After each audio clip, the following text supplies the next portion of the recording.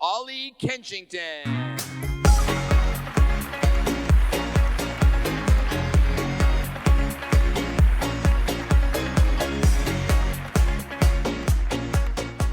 Hi there, everyone. How are you doing? Thank you for the warm welcome, and thank you to Billy and Damien for hosting me, and to Canon for inviting me to come and have a chat with you guys this morning.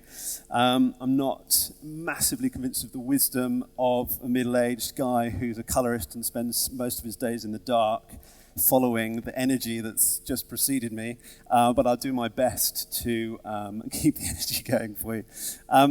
So I wanted to talk to you today on Industry Day about working with brands, going after brands that you admire, and how you foster those relationships and keep them alive and grow your business. Just out of interest, how many people here would consider themselves to be running a business, to be making video professionally and selling it to clients? Good, nice. I run, well, 3 now companies. Just to give you a brief introduction, so one of the companies I run is Korro Academy, which is a color training and film academy. We're a Blackmagic certified training partner. We offer the official curriculum for Blackmagic's DaVinci Resolve software. As a colorist, as I said, this is something I do day in and day out, but I also have been educating and teaching for pretty much as long as I've been making films, and it's a very important part of my day-to-day kind of activities, whether that's through hands-on training through this Blackmagic Certified Training Partner Program, or online training courses. I do a lot with MZed, which is an education platform, and all based around color. In fact, tomorrow on the Creator Day, I'll be doing another talk where I'll be talking about using color in your films and using color to support your narrative and embedding it into your films to make more use of it instead of just thinking about it at the end of your post-production. So that's what I'll be talking about tomorrow with a color focus. Now, interestingly, I am a jobbing colorist. That's my day-to-day business for myself.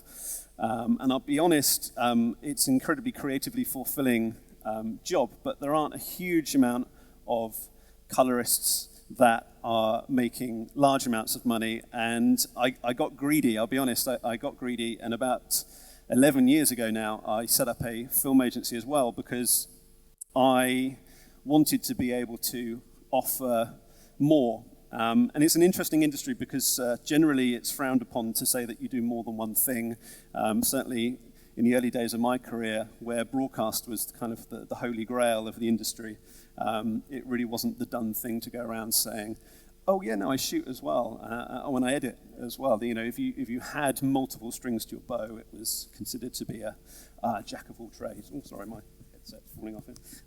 You were considered to be a bit of a jack of all trades, which wasn't necessarily a great thing, but nonetheless, I found that I was being creatively rewarded and fulfilled through making films and selling films to clients, and I'd been shooting a long time and felt confident that there was a mechanism there for me to be able to run a business. So I'll talk a little bit in a moment about how that kind of started, but suffice to say for now that Korro Films, which is a film production, post-production company, is another one of the businesses that I run.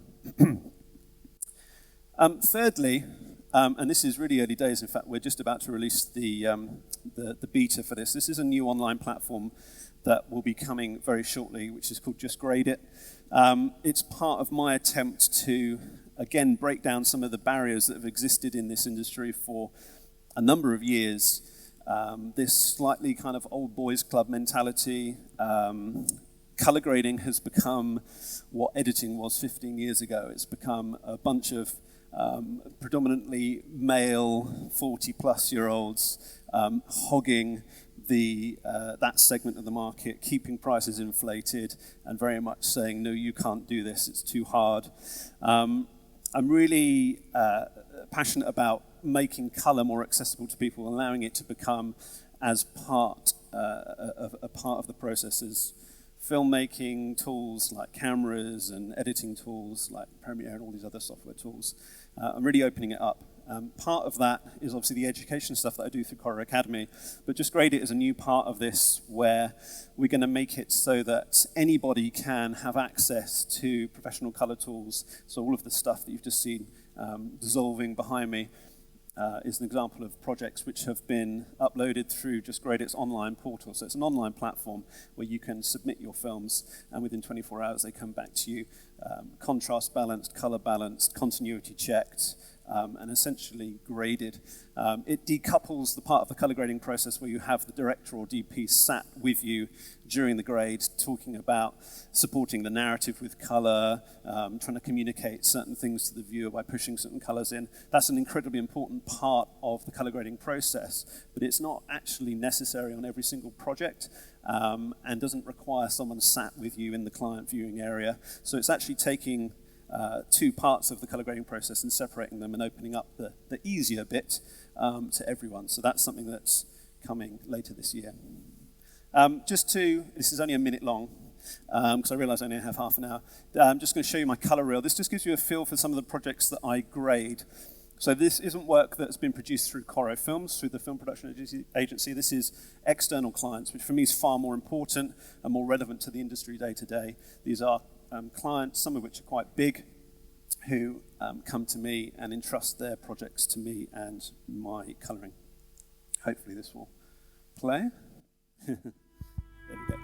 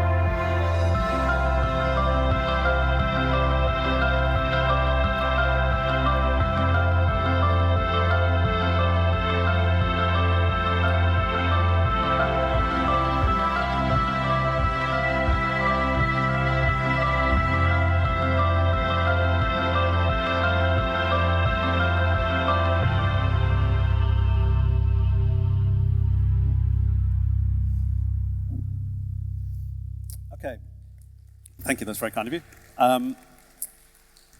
So a whole mixture in there, short films, commercial work for ITV, a whole number of different avenues of colour. But let me, I wanted to talk to you about corporate film, because that's what Korro Films kind of works in. We work with branded content, documentary, and a whole kind of new subset of corporate films, which are brand documentaries. And I wanted to talk about it because I thought very few people are talking about corporates to you on Industry Day. It's traditionally been seen as a creatively unfulfilling, or less fulfilling, shall we say, area of film. And I guess it's had a stigma of, CEOs stood against green screens giving, annual figure updates to their staff. We don't do any of that, and I'm going to try and convince you that it's a bit more creatively fulfilling than that. But it also gives me an opportunity to talk to you about generally how I've approached this industry, how I've kind of found my place within it, and there hopefully will be a few things that will resonate with you and possibly open you up to new ideas about how you go forwards. So the big thing about corporates is it's all about brands. It's all about a client message, whether that's a particular brand's corporate message or a particular product's spec sheet, whatever it might be, whatever they are trying to sell. And I think that's a really important word to use and sort of put out there, because you're going to hear the word passion, creativity. You're going to be talking a lot over the next couple of days about all of these creative terms. But I feel like you have to accept that money isn't a dirty word and that sales isn't a dirty word in filmmaking, because you and I know that there are people making a ton of money in the filmmaking industry. They tend to be people out the back, in the kind of in the shadows a little bit, the producers.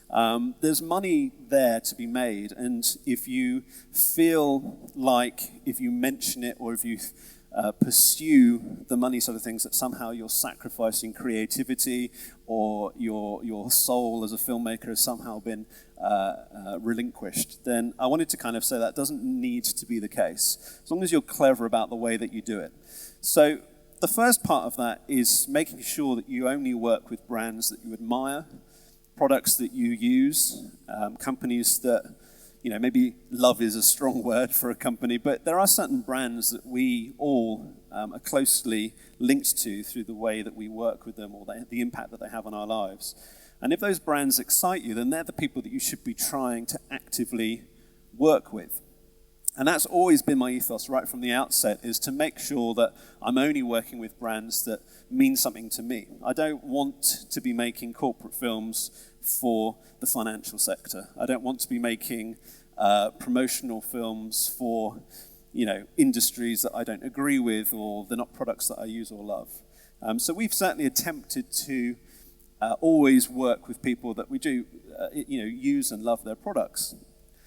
For me, it comes down to tech. I love tech. Always the first in the queue to pick up new devices. I'm guilty of that. But also food and drink producers certainly play a big part in my life, eating and drinking. Quite a fan of that. So we have kind of made a concerted effort to kind of target certain brands in the food and drinks industry as well. Every single one of those clients are clients that we have gone out and pursued and actively engaged with.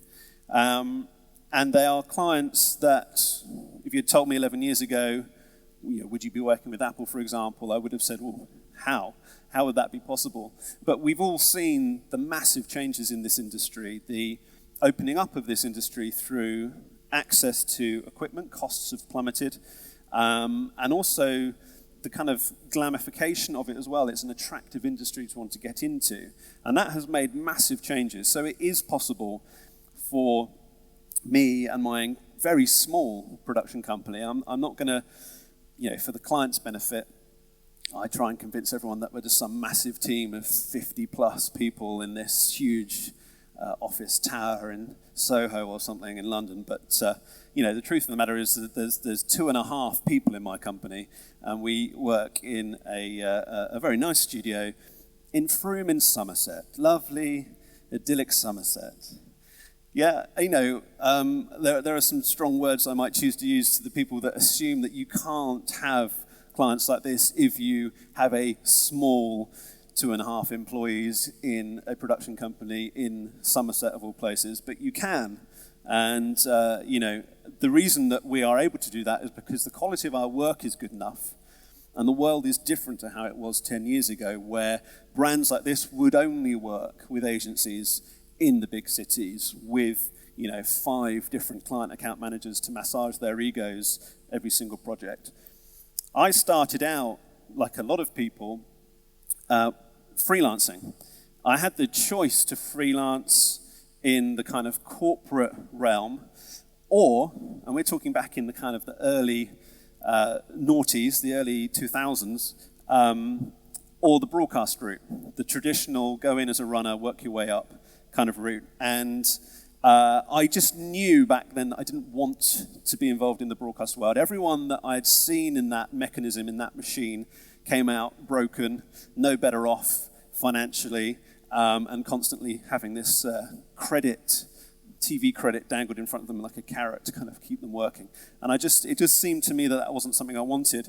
And I think it's quite important to just know what you don't want. If you don't necessarily know what you want, if you're really early in your career and you're starting out, don't worry if you don't know what you want exactly, but certainly be aware and conscious of what you don't want.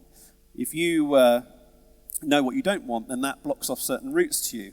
And although you don't know where you're heading, you know that you're not heading towards something that's governed by something you don't want. So I just knew I didn't work in broadcast, worked in corporates, and freelanced as a cam op, as an editor, and a colorist in that industry, but always through agencies.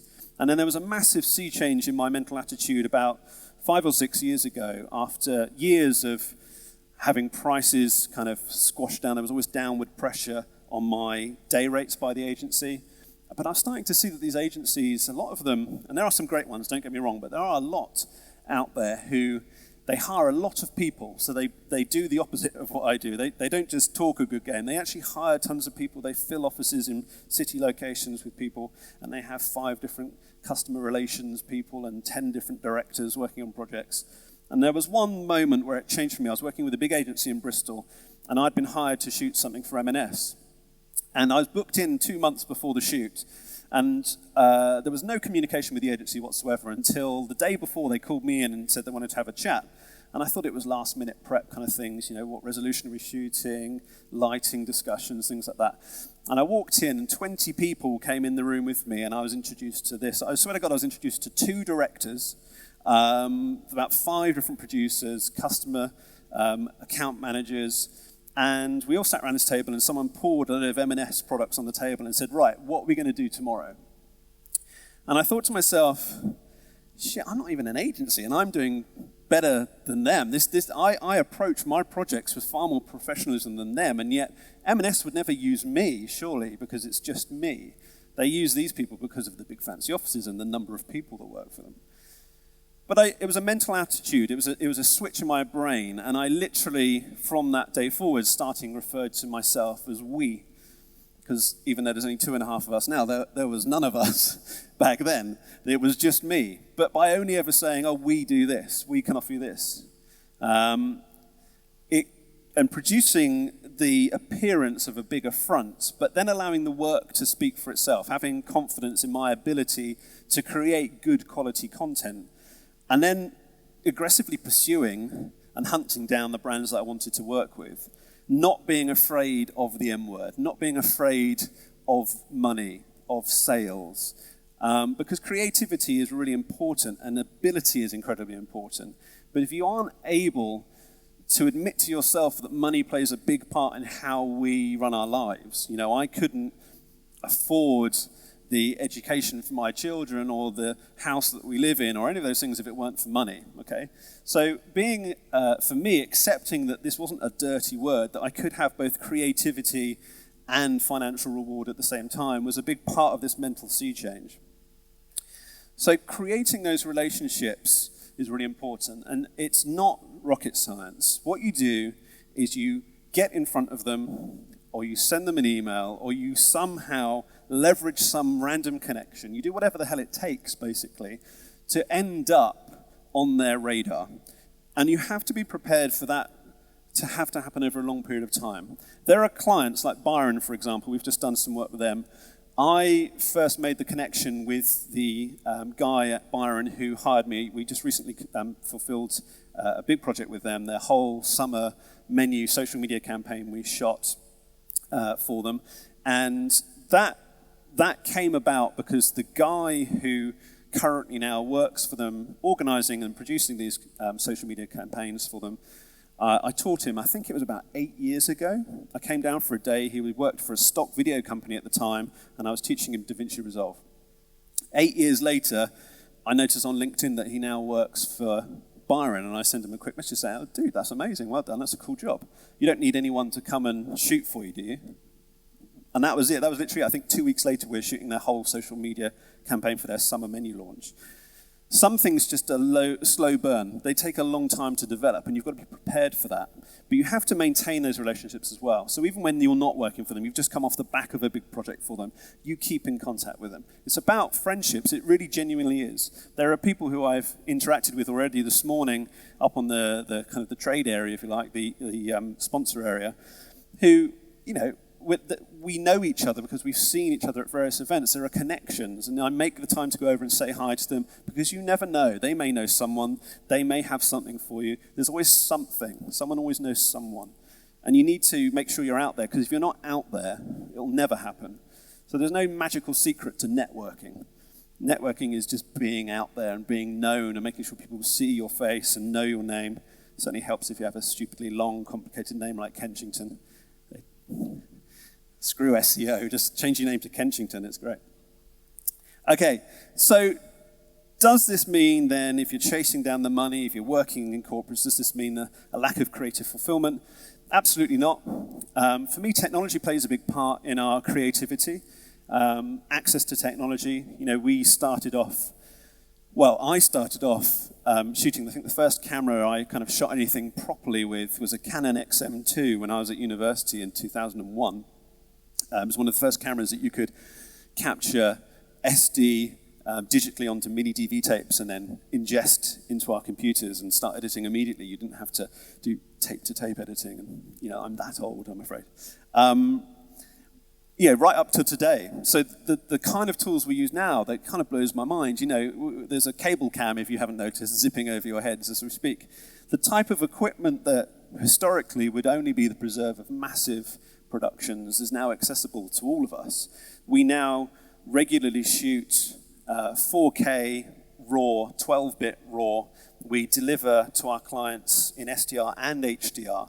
And I think it's about embracing new technology, working with that technology, allowing it to make you offer something that to your clients makes you look like you're offering something that to them was like Hollywood level of production, because we can do that now. You still need the skills, but you've also got access to that equipment in a way that we didn't need to before. So we do really well. Financially, our company is doing incredibly well, but we're not making millions and millions and millions of pounds, and we're not shooting massive, massive, massive things. We've actually deliberately targeted a segment of the market where our projects make us attractive. Apple use us for certain projects because of the cost. You're not going to see the work we do for them on TV as a commercial tomorrow, but you're going to, there'll be stuff that we've shot for them that possibly you'll never see, but I don't care. It's that mentality, it's that carrot. I don't have that credit, that I would have had if I'd carried on in the broadcast industry. But I have big clients, and I have the money that comes from that, and the business that can sustain that, and the rewards of running a business successfully. But Creative Fulfilment still plays a big part in that. So our Byron campaign was shot over 2 days, got some models in, got their food in, lit that, and did loads and loads of different small segments for their Instagram and Facebook social media. I think the longest video we made was 15 seconds. But we ended up delivering to them about 30 different sequences and about 150 different clips, just shots. And this is a whole new kind of thing for us as well, is the fact that we're getting paid the sort of same money we used to get paid 3-4 years ago for one-off brand films for a whole year. We're now getting paid slightly less than that, but producing a huge amount of content for them. We're very attractive in that sense because we're able to deliver enough stuff to sustain their social media for kind of 2-3 months, and that's them putting stuff out daily. But it's only a 2-day shoot. So we produced, and they organized a stills guide to come down as well, so we had stills generating at the same time. So from their point of view, this is a huge win-win for them. If I think about creatively on something that's an incredibly dry product launch, so X-Rite, who are a fantastic company that I work with, they launched a new product last year, but they make color checking charts. It's not a sexy, exciting product you might think, and yet we managed to shoot the entire commercial. We were at the top of Cheddar Gorge in Somerset with off-road mountain bikers. We had drones in the air. We were recreating TV sets. Again, a huge looking production, whole thing shot 10-bit RAW, HDR, and that project, the international client as well, that was their American arm who contacted us. So being able to work with international companies and produce stuff to this quality and to this level is huge for us. But it was so much fun producing this, going up at sunset last summer, flying around drones, getting the permissions organized, a small team, but able to achieve a lot through technology and through, I guess, ambition as well, knowing that you can do it. So pursuing it to that level. And then finally, again, potentially what could be perceived as a dry client, a university near where we're based, UE Bristol, wanting to promote one of their degree courses. Essentially a product sale, if you think about it that way. But our producers, we put together a creative treatment around telling a story. So the degree that they wanted to promote to people and increase recruitment was their mental health nursing degree. And that whole project was told through the eyes of Frankie, a 17-year-old girl who shared her history of mental illness, and also told through this lovely chap who's an adult mental health nurse student. And we told both of their stories in a kind of a brand documentary style. And you're only really aware that you're even being sold to, if at all, towards the end when you realize that it's a promotion for a specific degree. But it's a whole new way of thinking of this industry. It's a whole new way of approaching it and using creative techniques that you take from documentary film, from cinema, from high-end broadcast television, and applying it to our realm, and not allowing yourself to become the boring kind of corporate production company that you sometimes see, that you think, I hope we don't end up like that. Well, we try not to. And in fact, this last project won us an award at the Brand Film Festival London this year in the brand documentary category. And it was a lovely accolade. It was great to receive that award. But one of the best things about that was the 10 other people who won awards in that category, because the film production companies that made those projects, and these were projects for people like Facebook, Google, Land Rover, Arsenal Football Club, Jaguar, Carlsberg, HSBC, these were the projects that were being made, and the production companies that had made them that were winning this award alongside us were all based in London. They were all absolutely massive. They all probably had 20 different client account managers. And then there was me. And when they went up to pick the award, there's like teams of people heading up there. And when I went up, there was just me, you know. And I'm very proud of that, because it proves perfectly my whole point, which is that you can have creative freedom within this realm of corporate filmmaking, and you have no need these days to have to grow to a certain size or be in a certain place to attract these types of clients. So if any of you are there thinking that this is something that you want to go into, or you want to work with these biggest brands, I hope that, you know, little old me in Somerset gives you the confidence to feel like you can absolutely do that. It all comes down to how creatively you think and approach projects, and the quality of the work that you're producing. That's all that matters, really. And understanding that there isn't a bad thing to want to pursue bigger clients and grow and reap the financial rewards that come with that. So tomorrow I'll be talking again. I'll be doing, as I say, this colour-focused directing colour talk. But for now, thank you so much for your attention, and I'll hopefully see you around. I'll be on Canon's stand for the next couple of hours. So if you want to come and carry on the conversation, then please do come over and visit us in the back right corner as you walk up to the trade area. So thank you very much. Ollie Kenchington, everybody. Hey, really good. Before you walk off, can I ask you a question here? Yeah. You know, with brands, they often have an expectation in their mind of what a video producer should be. Yeah. Is it okay to defy those expectations and really come out of left field? Yeah, absolutely, but you've got to be able to back it up. So you have to be able to show that work, and I appreciate it. That's a slow burn when you start out. Yeah. You don't just hit the ground running with a client like Apple, but as long as you can demonstrate that what you have done 100% demonstrates that you're capable, your capability of that. And I guess it comes down to the individual. If you can speak confidently to them, then, you know, that will open doors. But it's about relationships. It always has been. Yeah, very good. Yeah. Ollie Kenchington, everybody. Thank you so much. Thank you guys. Cheers.